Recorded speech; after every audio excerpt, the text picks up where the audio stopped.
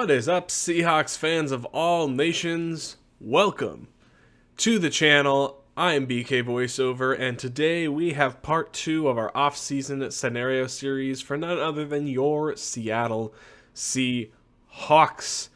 The off-season has barely gotten underway. We've just started February. Free agency isn't for another month and a half or so, but before we even get to that point, I always like to give a potential off-season scenario that I could see Seattle pulling off that could hopefully get Seattle into contention again next season. Look, they already exceeded all of our expectations this time around. They made the playoffs in a year where they were supposed to be bottom feeders, competing for the #1 overall pick. And while there are some very clear holes on this team, there are more than enough ways that we can go through and fill them. And today's episode is dedicated to going through all of Seattle's pending free agents and figuring out who we want to re-sign and who we are going to let go walk into free agency to hopefully try their luck with another team. So, before we get started, as always, I would really appreciate it if you guys like the video and subscribe to the channel if you want to see more Seahawks content in the off-season, regular season, and hopefully the postseason. So, without further ado, we will get started now that my little spiel is over. Look, Seattle has a lot of free agents. While we do have the seventh most cap space in the NFL this season, we do have a lot of pending free agents. It's because we don't have a lot of guys under contract.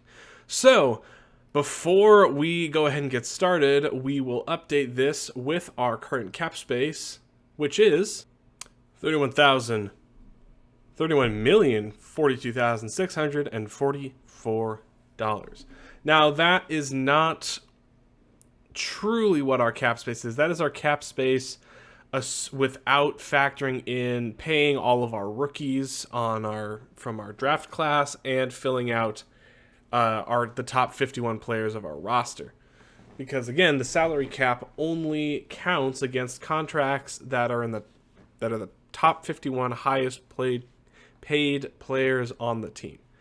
So, $31,042,644, seventh most in the league.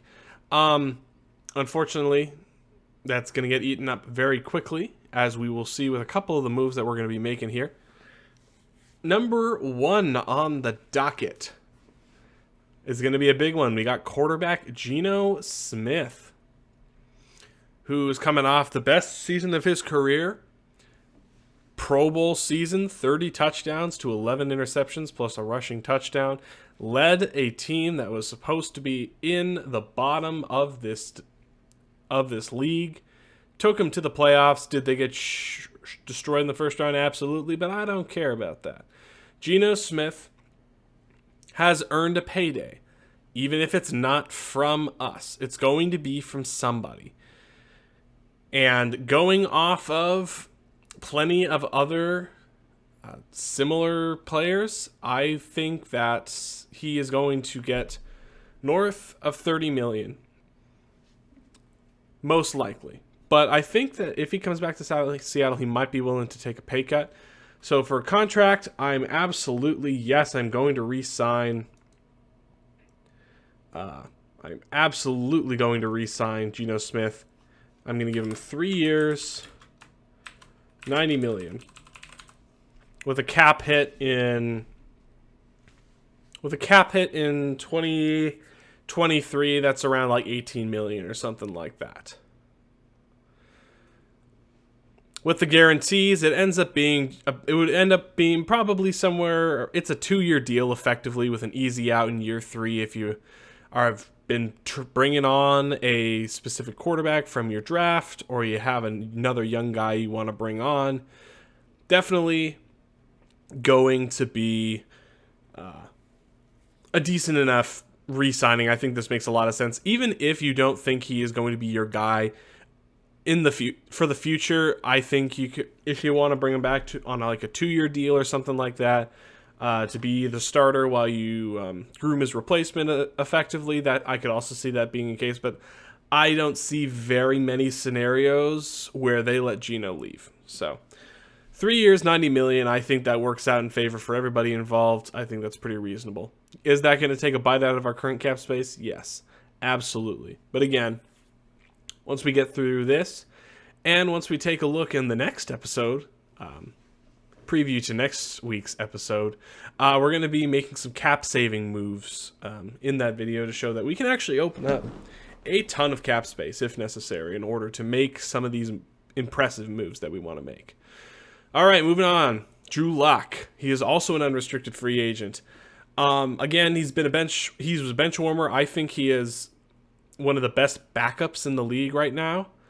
I don't think he's going to command a huge salary, but I still think he's going to command a decent enough salary as it is. He could end up being offered by a team something like Marcus Mariota, Andy Dalton type money.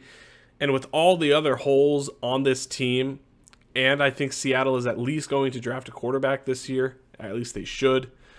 Even if it's not in the first round, I think they should take a quarterback. I don't see a way for Drew Lock and Geno Smith to stay, nor do I think they should. So in this case, I am going to let Drew Lock walk. Moving on, running back Travis Homer. Both he and Rashad Penny are going to be free agents this offseason. Travis Homer specifically, he's coming off a pretty quiet season. He missed a good chunk of the year due to injury. Was pretty effective in the passing game. Not a huge threat on the ground. More of a blocker, fullback type. I don't think Travis Homer has done enough to earn even a small contract with the team. I think you have your RB1 of the future. I think you have your RB1 already in Kenneth Walker. DJ Dallas has shown to be more effective than Homer and more available than Homer, so he provides good depth.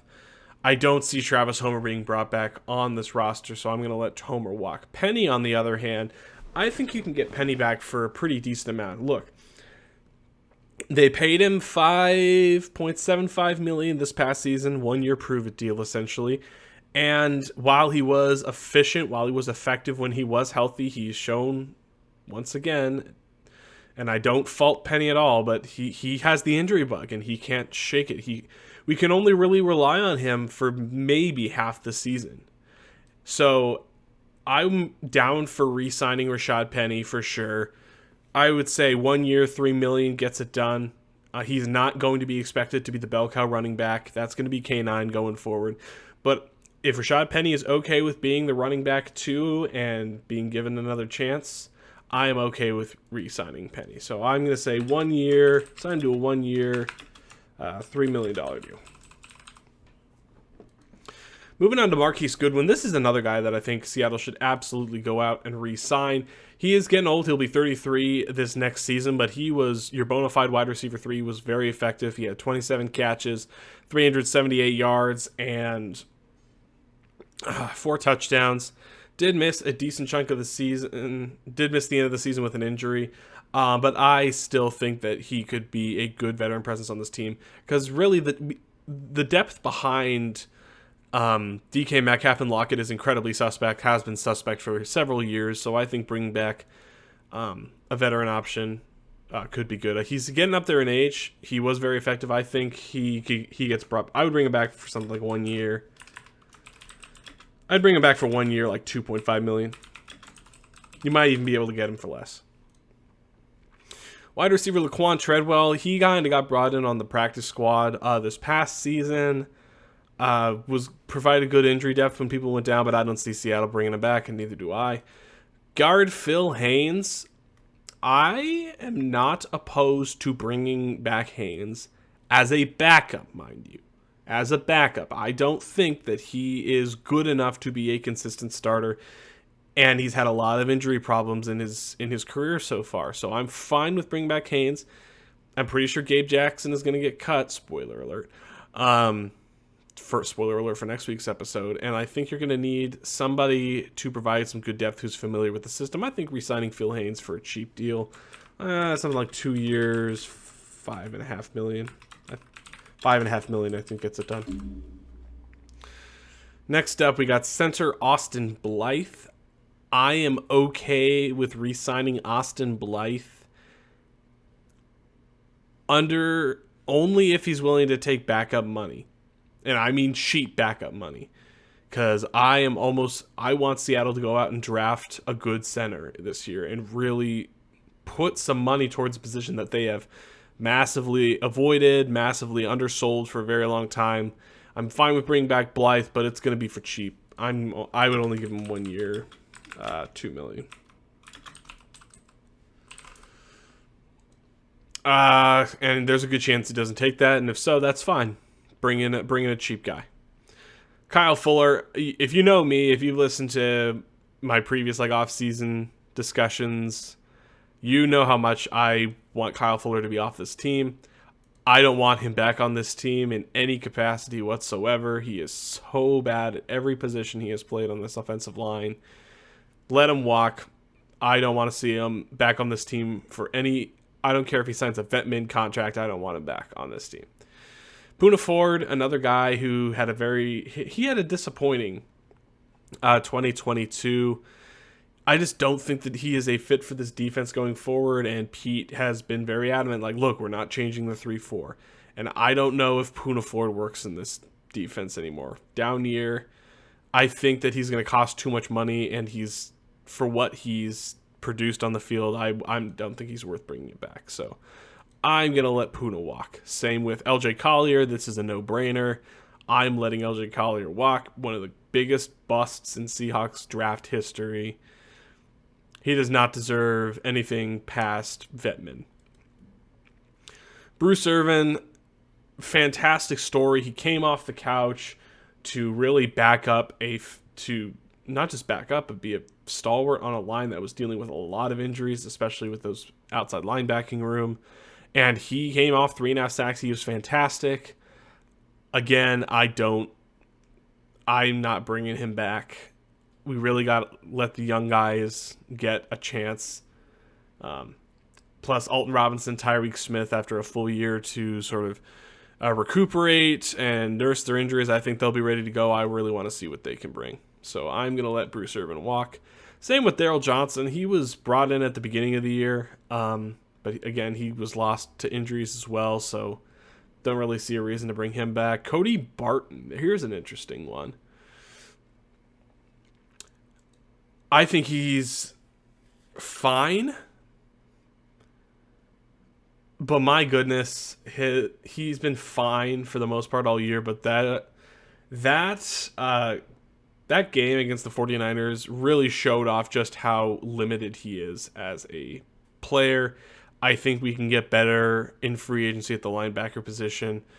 While Jordan Brooks is injured, I think, again, you can get better at the linebacker position. Definitely go after somebody in the draft. Definitely go after somebody in free agency. I'm letting Cody Barton walk.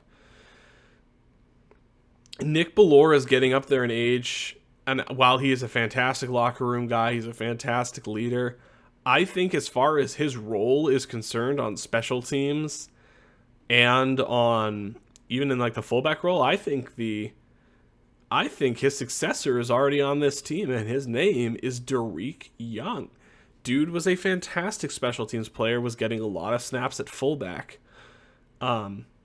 Fantastic blocker in the run game. I think you let Nick Bellora walk. I think you let Cullen Gillespie walk.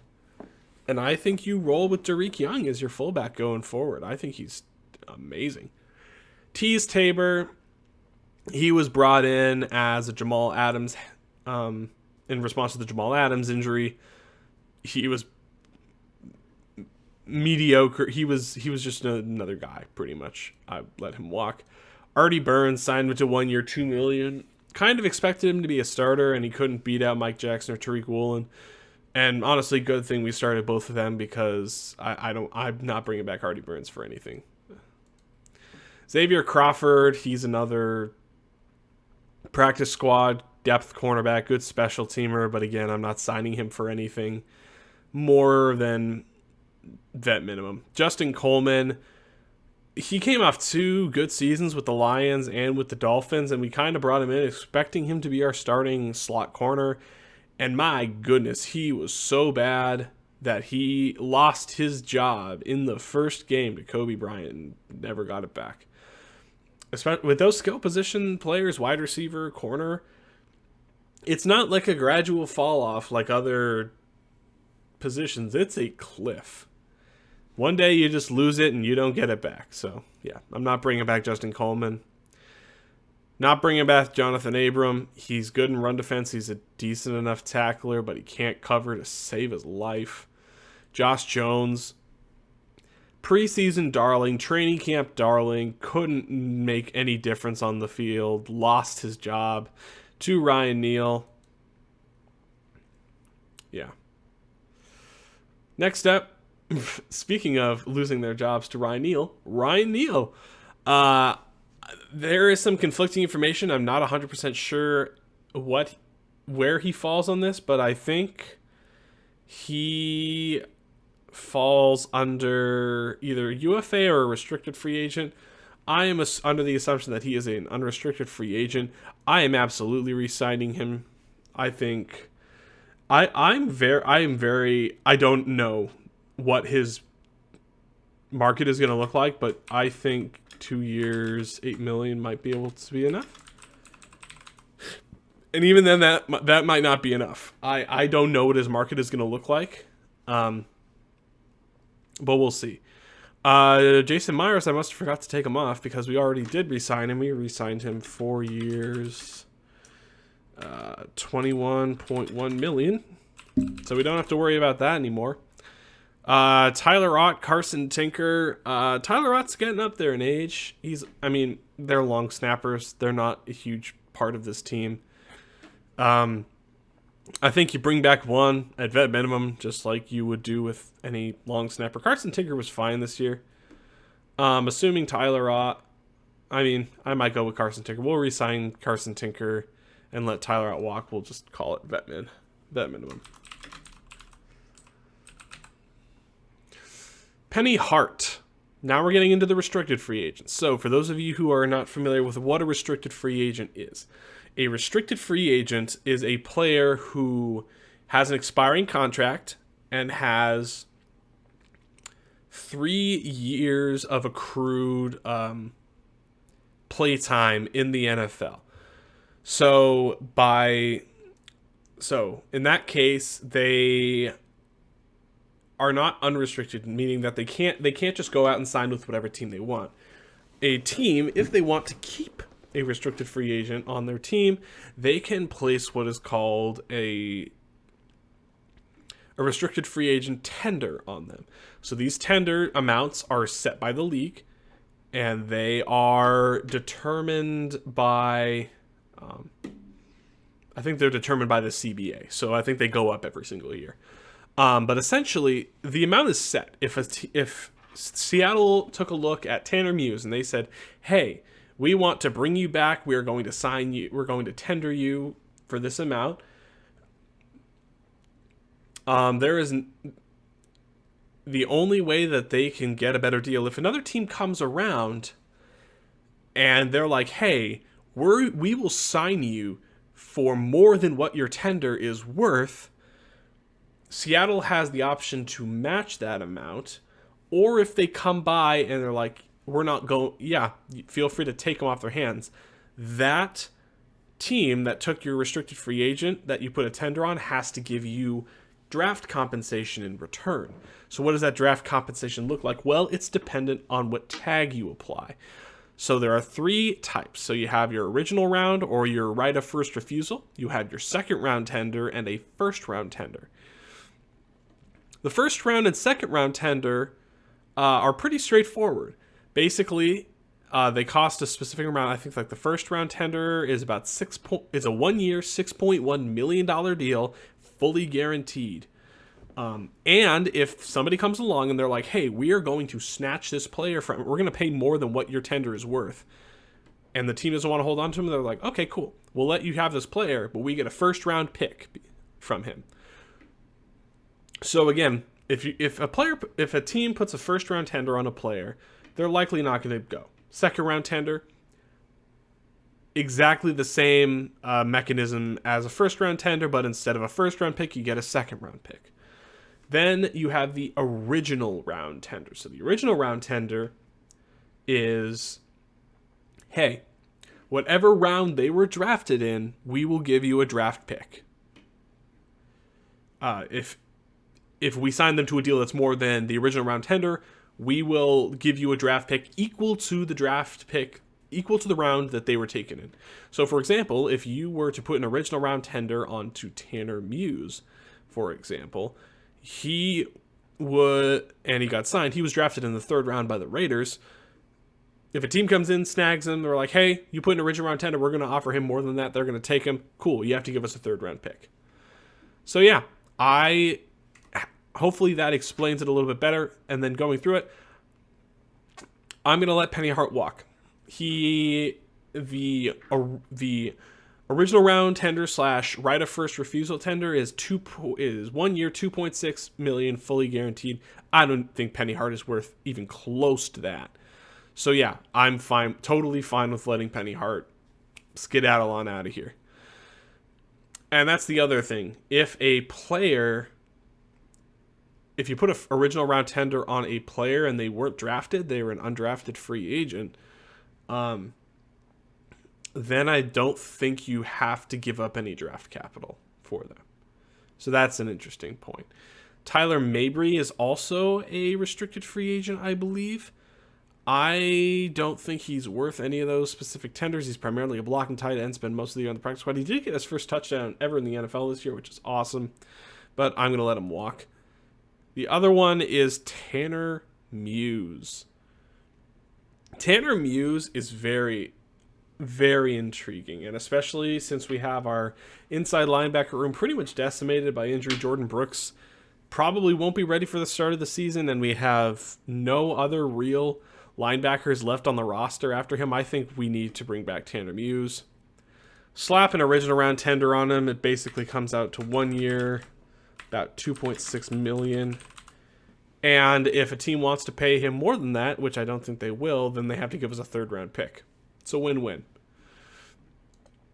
Now we are moving on to our exclusive rights free agents. So exclusive rights free agents are similar to restricted free agents in that they are not allowed to negotiate with other teams, but they are even more restricted. So an exclusive rights free agent is a player that has 2 accrued seasons in the NFL and has an expiring contract.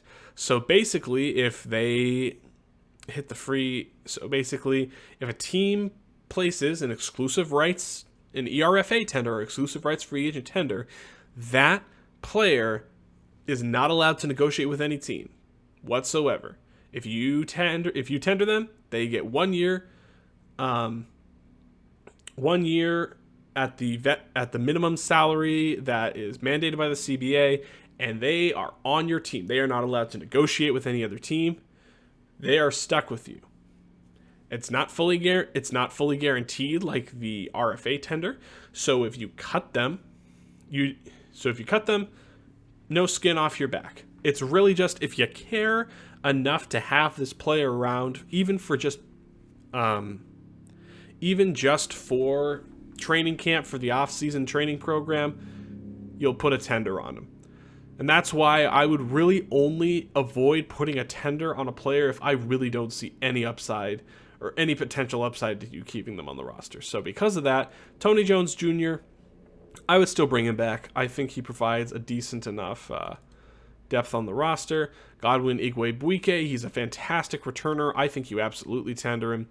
Cody Thompson, he flashed a lot in preseason and training camp, but then got injured. I would still tender him, bring him back. He seems like he has the potential upside. Miles Adams, he flashed a little bit, could show some promise, even if he just ends up being a practice squatter. John Radigan made it back from his ACL tear, was a good special teamer, so definitely tender him. And Mike Jackson Sr., he was one of our starting corners, and I think he's still just an exclusive rights free agent. That is a slam dunk, my friend. So that is breaking down each individual player and going through what guys I want to re-sign, what I think will be able to get them back in the fold. So now that we have these guys, I'm just going to do a general breakdown of how much this will cost. based off of other contracts that I've seen. And I will get back to you guys in 3, 2, 1. And now we're in the negatives again. Not so great. Kind of see how quickly our cap space withers away after we go out and get some necessary re-signings to restock our team. And this is just re-signing our own guys. We haven't even gotten into our own free agents that we want to get from other teams to improve this team. However, seeing that we're 5.89 million over the cap at this point shouldn't be too bad, because we did get our quarterback back on a reasonable deal. We've gotten several other key players back. Ryan Neal, fantastic dime corner for us, can play strong safety in a pinch. Got some good backups in Tanner Muse. We have solidified some guard depth with Phil Haynes. Got our wide receiver 3 back in Marquise Goodwin. And as we will see from our next video, part 3, we are going to be going over several cap-saving moves that I think Seattle should make in order to open up a plethora of cap space to make all of these moves, plus many, many more, very, very reasonable. So thank you guys so much for watching. As always, hit the like button if you like the content, subscribe to see more, and hit the bell icon to be notified whenever I post. And I can't wait to see you all next week for my next video. So as always, go Hawks.